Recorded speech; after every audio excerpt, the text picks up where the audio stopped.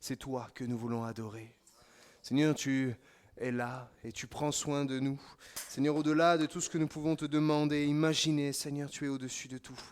Et c'est toi, le Maître, c'est toi qui es au contrôle. Alors Seigneur, prends la mesure de nos cœurs, de nos vies. Et Seigneur, au-delà de nos mots, Seigneur, tu vois nos cœurs. Seigneur, et c'est là ce qui nous rassure aussi, Jésus. Seigneur, tu sais ce que nous voulons t'apporter, mais tu connais aussi nos limites. Seigneur Dieu, alors viens au-delà de ce que nous sommes, Seigneur, pour manifester ta gloire. Jésus, nous reconnaissons nos faiblesses dans la louange, faiblesses dans le témoignage, dans notre fidélité, dans notre persévérance, dans notre piété, et on pourrait allonger la liste. Mais Seigneur, il t'a plu d'habiter dans nos corps et en faisant de nos vies ton temple. Seigneur, quelle grâce, Jésus. Et rien que pour cela, je veux te louer et t'adorer, parce que tu m'as aimé le premier. À toi la gloire, Jésus. Amen, amen, Jésus, tu es merveilleux. Amen, amen, Jésus. Alléluia. Amen. Jésus.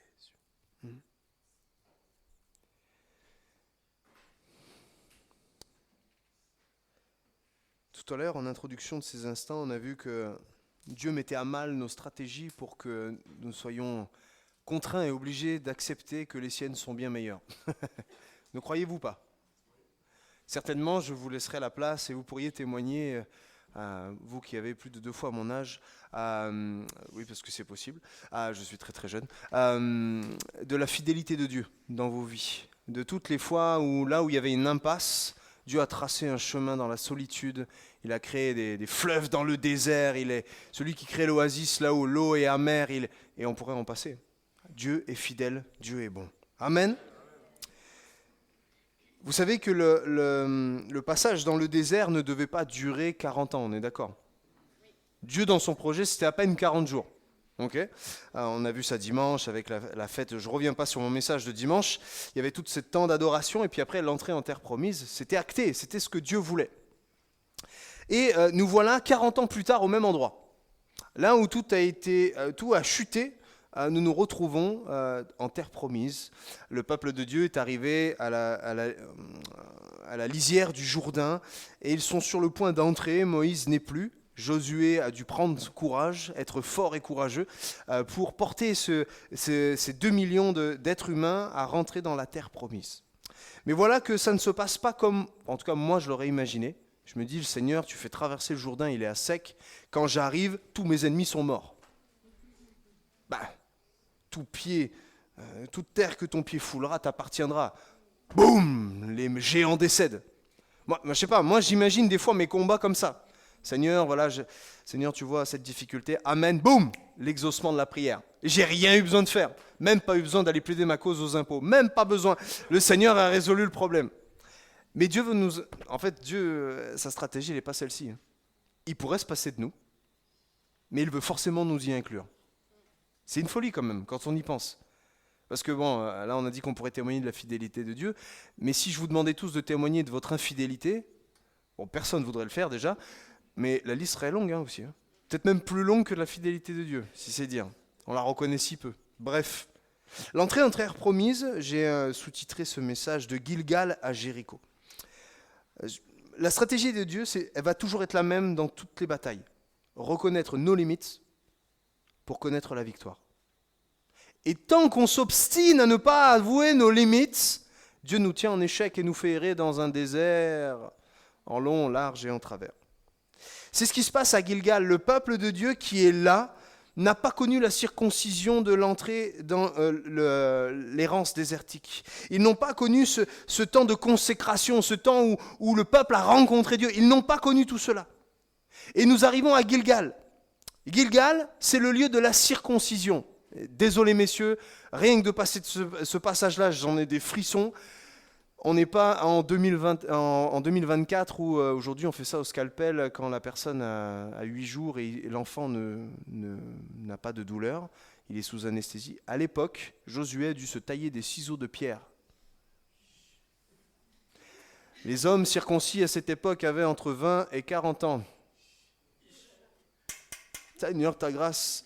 Alléluia. Bref, C'est un temps douloureux, la circoncision. Un enfant ne peut pas s'en souvenir, et c'est pour ça qu'on le fait quand il est bébé. Mais imaginez un adulte. Moi, je me pose la question, Seigneur, est-ce que ta stratégie, elle est bonne? Tu circoncis toute ton armée en territoire ennemi. Qu'est-ce qui ne va pas? Nous ne sommes plus de l'autre côté du Jourdain où la frontière naturelle nous protégeait, où tous nos ennemis avaient accepté qu'on était le peuple élu. Nous sommes en terre promise où les habitants de Canaan, nos ennemis jurés, qui nous ont bien vu galérer pendant 40 ans, attendent d'en découdre. Pourquoi la circoncision à ce moment-là? Pourquoi ici, aux portes de Jéricho, où il n'y a que des géants qui sont là? Il n'y a rien qui va. Je suis désolé, il n'y a rien qui va. La stratégie de Dieu, moi, elle ne me satisfait pas. Mais je suis forcé de constater que c'est la meilleure. Et mon cœur repentant l'avoue. Seigneur, tes plans surpassent toujours les miens. Mes projets sont tellement nuls par rapport à tes desseins. Et en plus, c'est ceux-là qui s'accomplissent à chaque fois. Seigneur, apprends-nous. Et c'est ce qu'on va voir ensemble. Dieu a fait passer son peuple, après 40 ans d'errance, de Gilgal à Jéricho. À Gilgal, nous lisons ceci dans Josué 5, on va dire les versets 2, 8 et 9. En ce temps-là, le Seigneur dit à Josué, « Fais-toi des couteaux de pierre et circoncis cette nouvelle génération d'Israélites. » Au verset 8. Lorsqu'ils eurent tous subi cette opération, j'ai des doutes sur le terme opération, bref, ils restèrent au camp jusqu'à leur guérison. Il était où le camp? De l'autre côté du Jourdain, en territoire ennemi. Ok. Vous savez ce qui se passe quand quelqu'un est circoncis? Il fait une fièvre à 40, il peut même pas se lever, il est alité. Un ennemi, il arrive, même le plus nul des soldats ennemis, il arrive, il a juste à planter son épée dans le... Voilà, mort, mort, mort. Il a qu'à faire ça. Et là, tu as toute l'armée du peuple du Dieu vivant qui est là, à 42 fièvres, alité. En camp ennemi. Ah, c'est pas fini, vous n'êtes pas au bout de vos surprises. Puis le Seigneur dit à Josué, nous on voit une incohérence, Dieu y voit son dessein pour le peuple de Dieu. Aujourd'hui, je vous ai débarrassé de la honte que vous aviez ramenée d'Égypte. C'est pourquoi on donna à l'endroit le nom de Gilgal qui porte encore maintenant. Gilgal, ça veut dire le roulement. J'ai sous-titré Gilgal, la pierre est roulée. Parce qu'à chaque fois que je lis ce passage, je vois la résurrection de Christ. Là où le péché avait eu raison de l'envoyer du Messie, loin de Dieu, Jésus. Là où la mort pouvait se réjouir, celui qui était censé être le Messie, il est dans le tombeau. Jésus ressuscite. Jésus triomphe de la mort, il sort du tombeau, sans l'aide extérieure. La pierre est roulée à Gilgal, cette circoncision qui nous fait si mal à concevoir, cette incohérence tactique, était un nécessaire pour le peuple de Dieu. Je ne sais pas ce que Dieu a besoin de circoncire avec ses ciseaux de pierre dans ta vie, mais choisis-le. Même si la fièvre va être là, même si l'humiliation à tes yeux vont être trop grands, parfois dire la vérité, demander pardon, nous coûte comme une circoncision. Il y a cette douleur de « T'es sûr Seigneur, je préfère passer à lui de venir avant moi. » C'est quand même lui qui m'a manqué de respect. Mais ce n'est pas ce que dit la parole. La parole de Dieu dit, si tu sais que ton frère a quelque chose contre toi, vas-y. Et ça, c'est le plan de Dieu. Nous amener à une circoncision régulière, chronique, où Dieu veut nous mettre à mal en territoire ennemi, là où on se sent faible, là où on se sent vulnérable, là où on pourrait se faire, à nos yeux, destitué de toute espérance. Dieu y voit une circoncision nécessaire. C'était le renouvellement de l'alliance avec le peuple de Dieu, une alliance par le sang. Et ça me parle de Christ qui a versé son sang à ma place sur la croix. Là où son seul habit, c'était ses meurtrissures et son sang, Jésus a couvert une multitude de péchés. Son sang est suffisant. Dieu ne nous regarde plus au travers de nos fautes, mais il regarde au travers du sang pour voir nos fautes qui ont disparu, qui ont été recouvertes. Et ça nous parle d'une circoncision nécessaire. La pierre est roulée à Gilgal, et Gilgal, c'est pas qu'un bon vin, c'est l'endroit de la circoncision et de la consécration du peuple de Dieu, comme tout à nouveau. Il y avait besoin de quitter le vêtement de l'Égypte qu'il s'était traîné, et on l'a vu, je sais plus quand, j'ai tellement prêché dans ce week-end, je sais plus à quelle période, mais j'ai parlé du vêtement, du peuple de Dieu qui, avec cette mentalité de l'Égypte, à même râler sur les melons, à se souvenir des poissons de l'Égypte, alors qu'ils avaient oublié que c'était le lieu de leur esclavage. Et souvent nous vivons comme ça dans le passé. Ah mais non, en fait, il n'y a rien de bon dans mon passé, parce que Dieu fait toutes choses nouvelles. Dieu veut faire une œuvre nouvelle. Là où toi tu vois l'affaiblissement dans tes considérations, là où Dieu va circoncire, Dieu va y voir une dépendance à sa personne. Là où le peuple de Dieu son armée s'est mise à mort en peuple ennemi, en territoire ennemi, Dieu y voit une dépendance et une protection de son Dieu pour son peuple. Il a vu une obéissance qui balaye tous les doutes. Une obéissance qui balaye toute incertitude, qui va venir balayer toute peur du lendemain.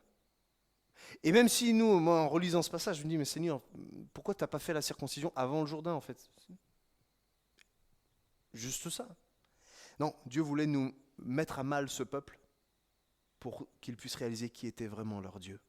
Celui qui est capable de les protéger d'un peuple ennemi, même en temps de vulnérabilité.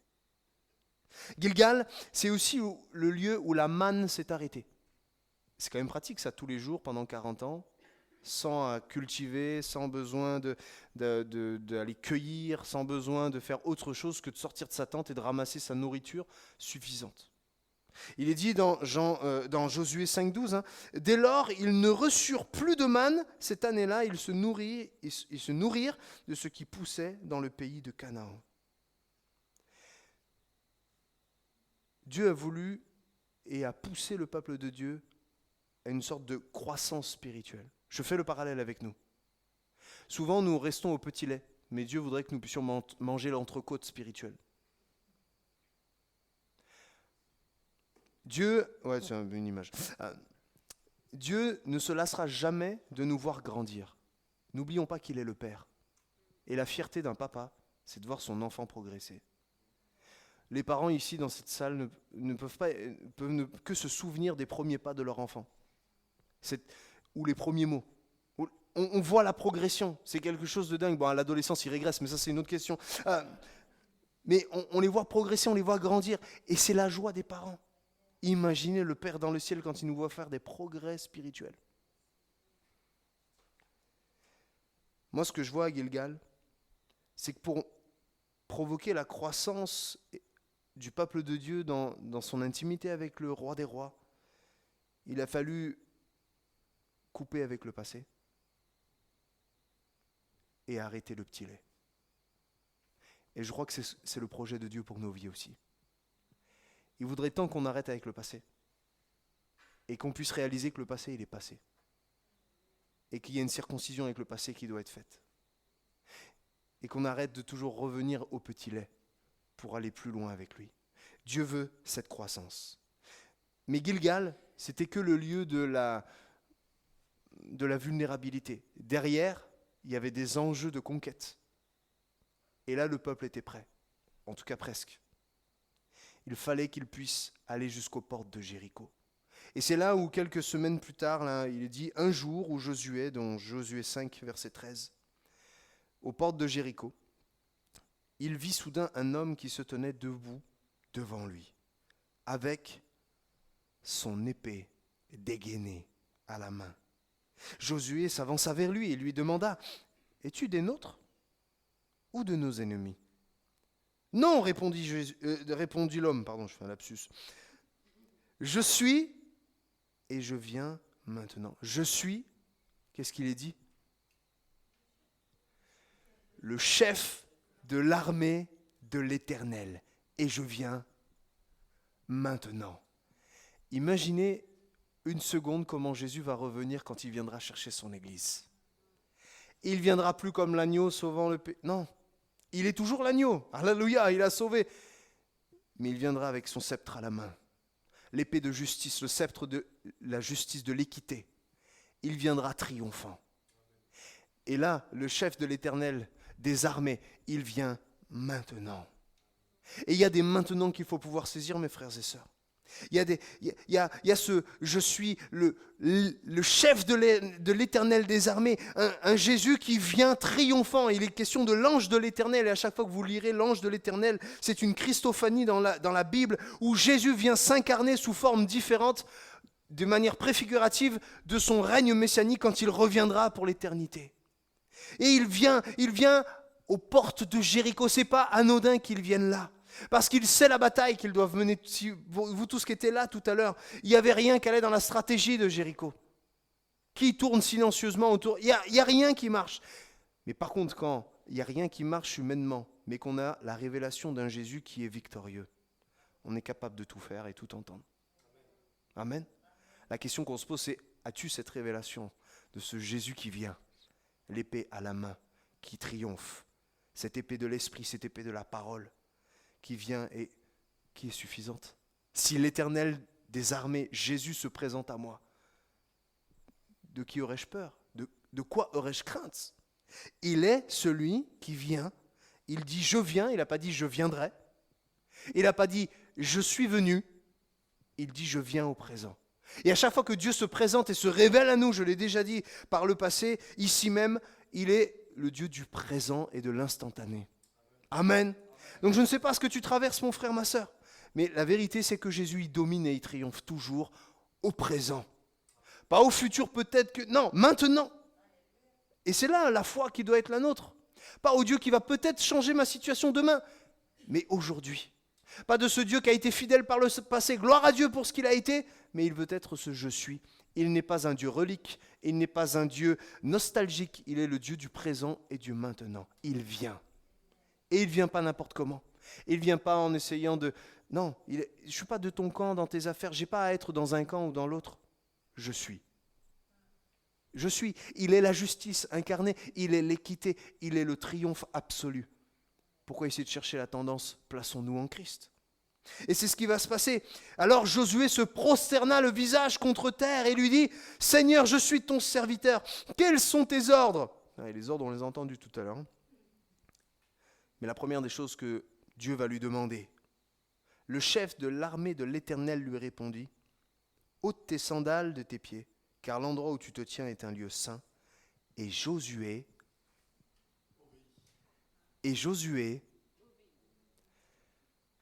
quelle est notre attitude face à la sainteté de l'Éternel ? Est-ce que notre réaction, je vais dire animale, instinctive, c'est l'obéissance ? Par instinct, notre nature nous amène à la désobéissance.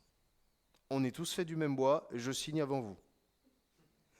Mais quand je vis une révélation de Jésus épée à la main, alors mon cœur est transformé. J'ai une pleine révélation de qui est Jésus.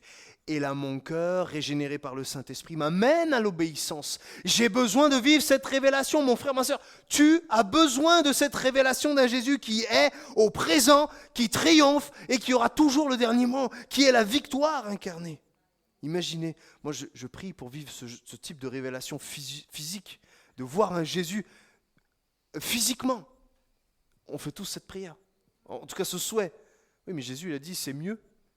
Il vous est avantageux que je m'en aille, je vous enverrai le Saint-Esprit. Il dira à Thomas, c'est bien, tu as cru parce que tu as vu, mais tu seras plus heureux si tu as cru sans voir. Aïe, aïe, aïe. Dieu nous engage sur le terrain de la foi, de l'invisible, du non palpable, du non cartésien, du non sensationnel. La foi qui nous rend absents de tous nos sens et pourtant qui se révèle dans tous les sens.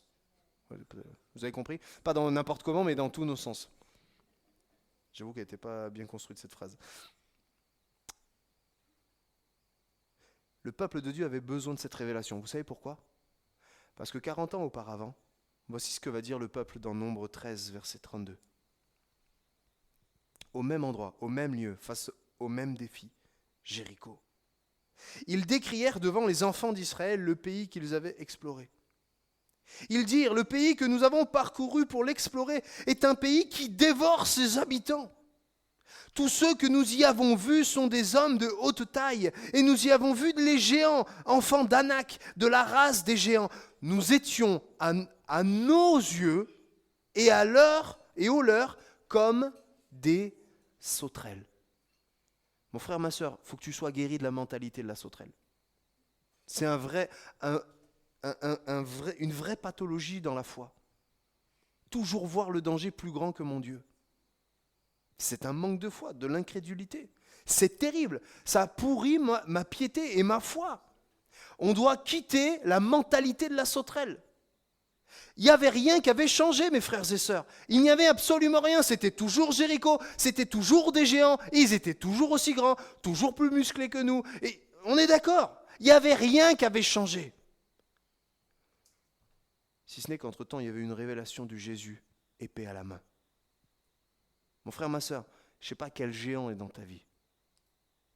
Je ne sais pas quel Jéricho est là comme une forteresse inatteignable. Je ne sais pas. Mais à chaque fois que tu regarderas ça comme toi, tu es une sauterelle à tes yeux, tu vas manquer de foi et passer à côté de ce que Dieu veut te faire vivre. 40 ans plus tard, Josué 6, verset 1. Jéricho était fermé et barricadé devant les enfants d'Israël. Personne ne sortait et personne n'entrait. L'Éternel dit à Josué, « Vois, je livre entre tes mains Jéricho et son roi, ces vaillants soldats. » Parce qu'en plus d'être géants, ils étaient des vaillants soldats. On a besoin de ça, vraiment. On va perdre, on va se faire manger. Mais Dieu a déclaré, « Voici, je te livre. » La mentalité de la sauterelle, elle va étouffer les promesses de Dieu. La mentalité de la sauterelle, c'est je suis petit, je suis nul, je suis rien, je suis trop indigne, je suis trop ci, je suis trop ça, je n'ai pas assez de foi, je ne sais pas prier, je ne sais pas témoigner, je ne suis pas... À mes yeux, qu'est-ce qui sort de ma bouche quand je me regarde dans le miroir? La mentalité de la sauterelle. C'est néfaste, très mauvais. On doit abandonner cette mentalité-là pour ne se fixer que sur ce que Dieu dit. Et ce que Dieu nous révèle. Dieu dit, je te livre, vas-y. Dieu te livre, vas-y. Dieu se révèle à toi comme l'Éternel des armées, l'épée à la main, vas-y. Vas-y. Et ce que j'aime dans cette bataille qui n'avait aucun sens, c'est la victoire du collectif. C'est pas Josué tout seul. C'est pas un sacrificateur. C'est pas un soldat. C'est le peuple de Dieu, ensemble. Et ce qui est vrai dans l'Ancien Testament devient parfait dans le Nouveau. Parce que Jésus est victorieux. Parce que Jésus a triomphé de la mort et du péché. Parce que Jésus s'est révélé à chacun d'entre nous individuellement. Il n'est pas ce Jésus qui marchait avec 12 personnes intimement, puis une foule. Il est ce Jésus qui est dans mon quotidien, qui me fait prendre des Jérichos, qui me fait marcher non plus dans la mentalité de la sauterelle, mais qui me fait triompher, moi-même l'épée à la main. Parce que ce qui est vrai, c'est que l'épée, elle représente la puissance de l'esprit, mais elle représente aussi la parole. C'est l'une des rares images qui se retrouvent et dans la vie de l'esprit et dans les Écritures. C'est-à-dire que ce que tenait Jésus, c'était la perfection de la vie chrétienne. Est-ce que tu veux cette révélation, mon frère, ma sœur? Est-ce que tu en as marre, toi aussi, d'être une sauterelle?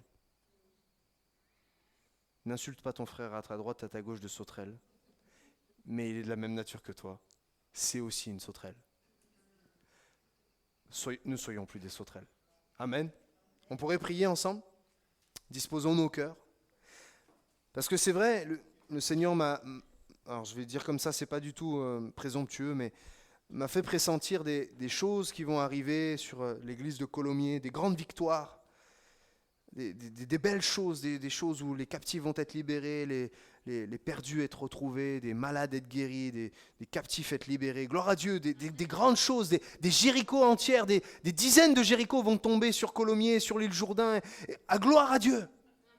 Mais ce qui est sûr, c'est que nous devons veiller à bien gérer la bénédiction. Et si depuis tout à l'heure je vous dis arrêtez d'être des sauterelles, foncez, il y en a un qui n'avait pas tout compris avec ça, c'est qu'il s'est pris pour le meilleur des meilleurs, c'est Akan. Et Achan, il ne va pas obéir à toute la parole de Dieu. Et là où Dieu dira, au verset 19, tu l'as pas ça, Chloé, tout l'argent et l'or, tous les objets de bronze ou de fer seront consacrés au Seigneur et mis dans son trésor. Achan voudra en tirer une richesse personnelle. Mon frère, ma soeur, on est là les uns à côté des autres, et les Jérichos qui vont tomber, ça va être à la gloire de Dieu et à la gloire seule. Et tout va être pour son trésor et sa gloire seule. Amen. Il faut veiller parce que sinon, aïe aïe aïe. Après Jéricho, il y avait la ville de Haï, et la chute a été terrible. À cause du péché, Dieu nous empêche de triompher. À cause de la mentalité de sauterelle, Dieu nous empêche de saisir des Jérichos. Alors on va juste être vigilants, veiller les uns sur les autres, et réaliser que la victoire, elle est collective, celle du peuple de Dieu. Amen. Amen. Alors prions ensemble pour terminer ces instants. Demandons la grâce de Dieu, demandons simplement une visitation de son esprit.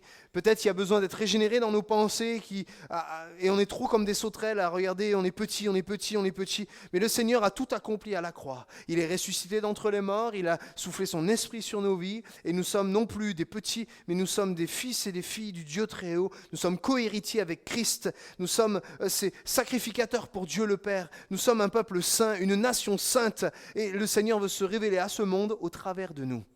Donc pas d'une petite église qui vit 4 boulevards de Pivrac, mais une église forte, une église qui saisit des Jérichos, une église qui vient comme David décapiter des géants Goliath, des